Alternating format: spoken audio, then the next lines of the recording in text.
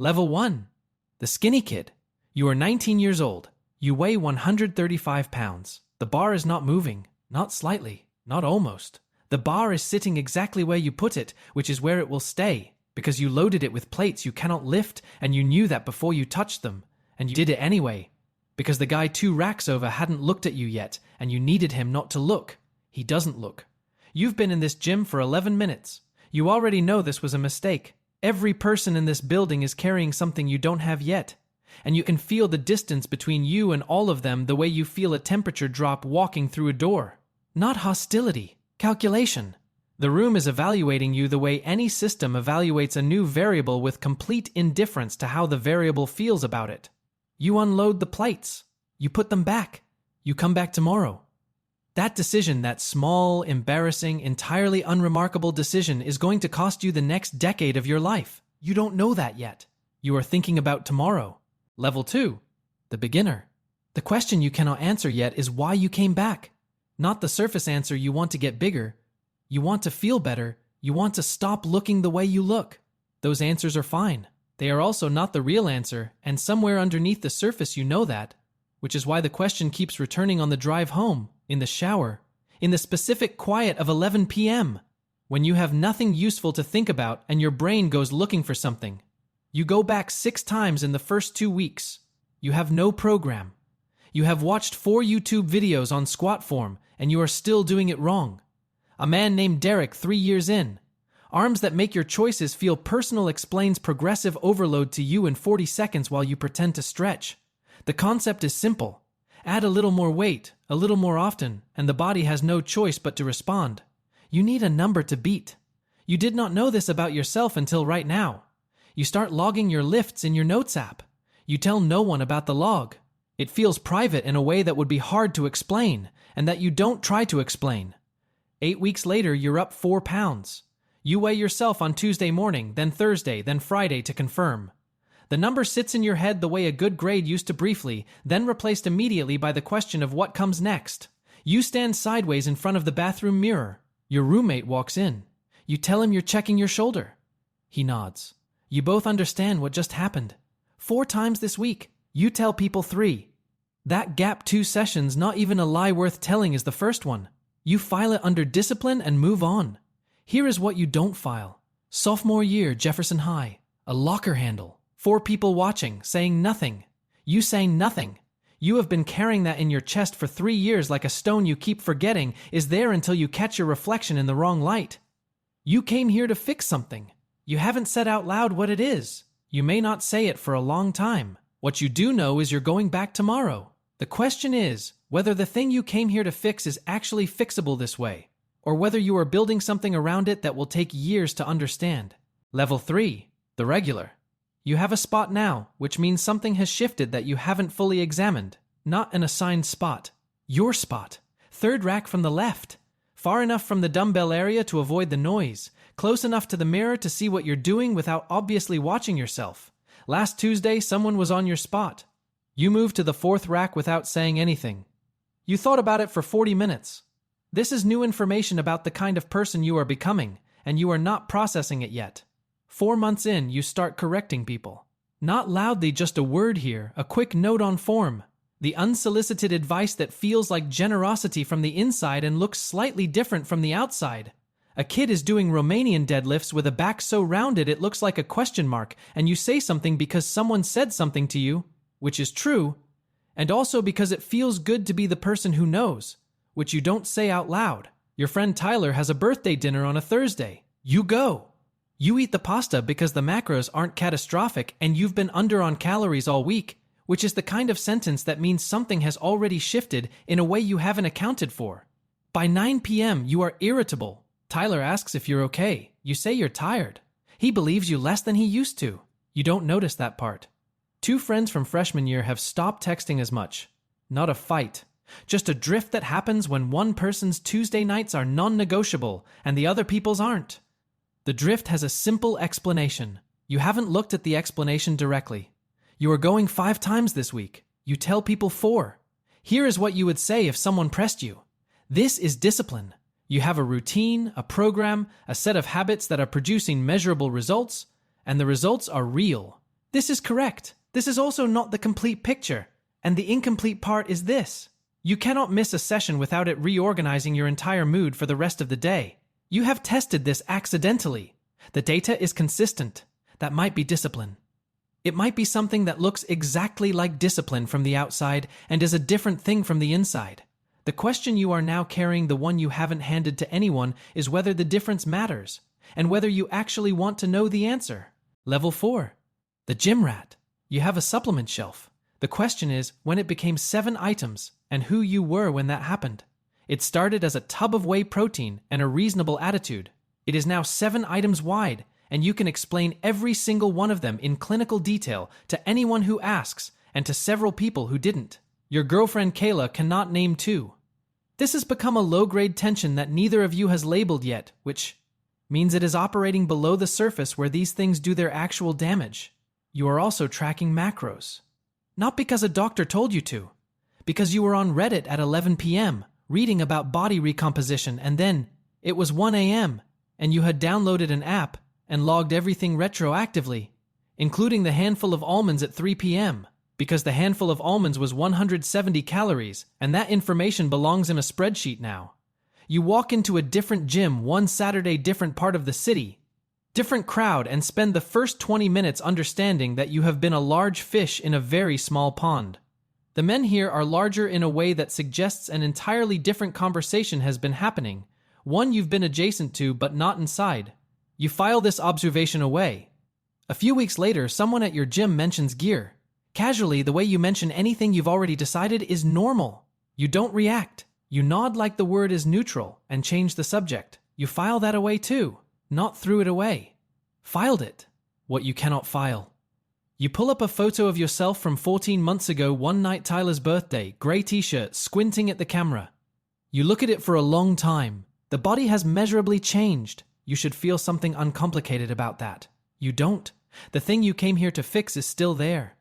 You have simply given it more square footage to work with and built something increasingly impressive around it, and the impressive structure makes the original thing harder to see, which might be the point. Kayla says she misses you on a Wednesday night. You are on the couch next to her. You are thinking about whether you should add a second leg day. You say you've been tired. She nods. The nod is changing shape in a way you have noticed but not addressed. You decide to enter a competition. You haven't told her. You're not sure if you're waiting for the right moment or whether you are trying to determine if you can avoid telling her at all. That is the question you fall asleep not answering. Level 5. The amateur. Backstage at your first competition smells like spray tan and something chemical underneath it that you will never be able to identify but will recognize instantly for the rest of your life. You have been dieting for 16 weeks. The question everyone backstage is silently asking is, was it enough? You do not yet know how to read the answer. The men here are not bigger in the way you expected, same category, further along. They are a different category. One is in the corner running a posing routine with the focused calm of someone warming up for a job interview he has already done 40 times. You watch him once and stop watching because continuing would mean admitting something. You ate prepped food in the car before you came in. Not because you had to, your peak week ended 2 days ago, but because the habit runs on its own now and hunger is a variable you stopped trusting. You told yourself that was fine. You didn't examine it further. On stage, the lights flatten the audience into a dark wall of noise. You hit your mandatory poses: chest, back, side chest. Rear lat spread, and somewhere in the middle of the rear lat spread you have a thought that is completely unreasonable given the circumstances, which is, I need to bring up my left quad before the next show. 400 people. Left quad. You place 3rd out of 6. You should feel the specific weight of almost. You do not feel that. What you feel, standing in a convention center parking lot in Sacramento at 9 p.m., is the immediate and irrational need to register for the next one. This is important information about what is happening to you. You do not treat it as important information. You call your dad. He says, "Good job, buddy." 4 minutes. You drive home and spend 45 minutes reading the judges' score sheets, cross-referencing feedback on conditioning against backstage photos, constructing an exact numerical map of the gap between 3rd and 1st. Kayla ends things 2 weeks later, not because of the competition, because the competition made something visible that had been invisible before, the specific quality of your attention and how little of it had been directed at her for a very long time. She says this clearly. You don't argue. You don't have the standing. You go to the gym the next morning. The plan has not changed. The plan does not factor in the relationship being over. That is either discipline at a very high level or a description of a problem you are not ready to name. What you are ready for is the next prep. You already know what you're going to change. You already know what conversation you have been avoiding with yourself about how far you are willing to take this. You put it off a little longer. Level 6. The competitor. 11 weeks out from your first national show, and the question that has been circling for a year is now in the room waiting. You came to it prepared, not casually deliberately. You have read everything: compounds, dosages, protocols, blood work schedules. You have thought about this the way you think about everything, methodically, with a precise risk assessment and a detailed plan. You tell yourself this makes it different from how most people do it. The first time is always different from how most people do it. People at your regional gym watch your sets now. Not everyone, but enough. You have noticed exactly who and when, which means you've been tracking it, which means it matters more than you've said out loud. You perform not noticing. You have become very good at performing not noticing. Prep for nationals is 19 weeks. You weigh your food to the decimal. You bring a container of chicken and rice to a friend's wedding in October 9 weeks out. Calories non-negotiable, and eat it in the car before you go inside. You tell yourself this is commitment. Your friend's wife sees the container on the passenger seat and doesn't say anything. Neither do you. The silence is the most honest conversation you have at that wedding. You place 5th at nationals. 4 hours home, alone. You spend them constructing an exact understanding of what the 4 men above you had that you didn't, and what specifically you are going to change. This is productive. It is also the only way you currently know how to be alone with a result that isn't what you wanted, which is a narrower toolkit than you would like. You call your dad from the parking garage before you start the car. 4 minutes. He says he's proud of you. You say thanks. You sit in the car after and think about what you would have said if 4 minutes was enough time to say it. It isn't. You start the car. 3 months later, you win your regional title. Your name is called first, and for 4 seconds, everything goes quiet in a way you cannot describe. The specific silence of a question being temporarily answered. You have been building toward that silence since the first time you unloaded a bar you couldn't move. That night, you sit in your apartment with the placing photo on your phone and you think, for the first time without looking away, about a 16-year-old at Jefferson High, and whether any of this was ever actually for him. Whether winning a regional title in a convention center in Sacramento is the answer to what happened in that hallway, or whether you have simply built something large enough to stand in front of it. You don't answer. You book the next show. The question follows you to sleep. Level 7. The semi-pro. The question that follows you to sleep is still there in the morning, but mornings now have a 22-minute supplement protocol, and you do not have time for it. You have never timed the protocol. You have absolutely timed it. You know it is 22 minutes the way you know everything about your body now precisely, involuntarily, without deciding to track it. You win your second national title in Phoenix in March. The trophy is slightly larger than the first one. You bring it home, put it on the shelf in the hallway, and walk past it the next morning without looking directly at it. Not because you forgot, because looking at it requires processing something you haven't been able to categorize, and you have a training session in 40 minutes, and an uncategorized feeling is not on the program. The shelf is in the hallway. You walk past it every single day. You have not had a spontaneous meal in 14 months. Not because the discipline breaks down when you're off season, it doesn't, but because your body has been regulated so long that randomness has become uncomfortable in a way that's hard to explain to someone who hasn't done it. You went to a barbecue in July and ate prepped food in the car and went inside and had a good time. You told yourself that was fine. You still haven't examined the data point. Your training partner Jerome asks you one afternoon what you're going to do after competing. Not this season. After. The question sits between you for a moment. You say you're not done competing. He nods. He wasn't asking about this season, and both of you know it.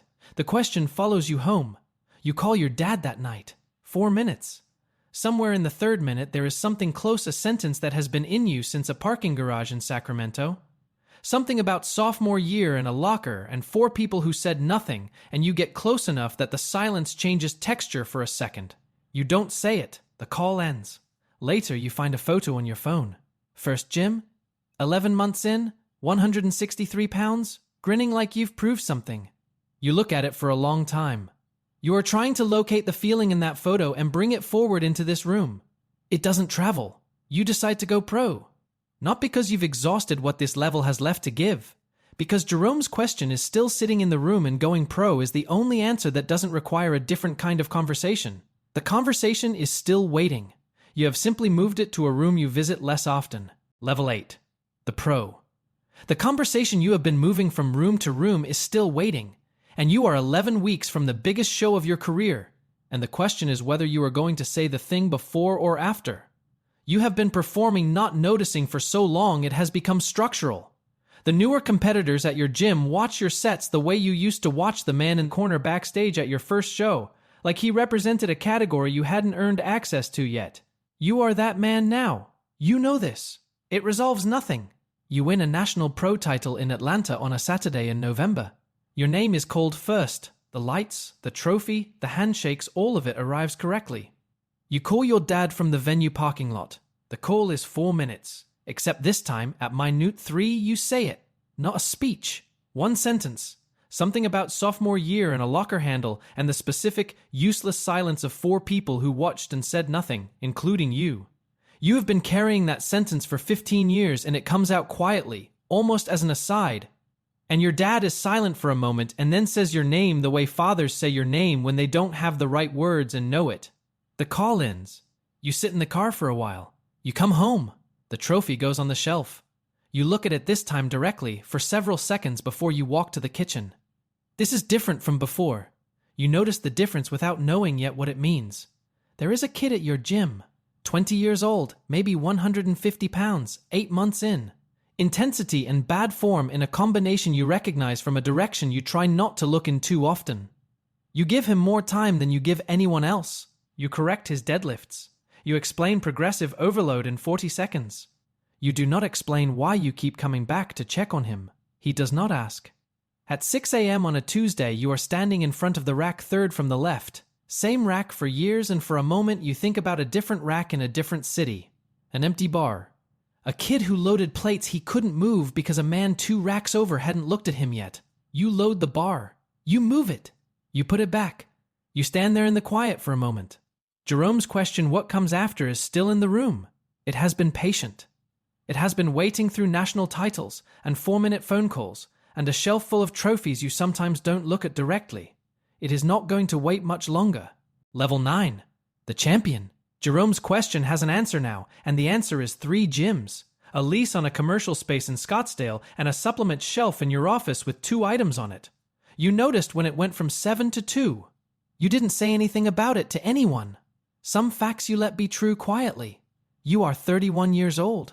You are in the best shape of your life, which at this point is a professional condition rather than a personal ambition. You sleep well.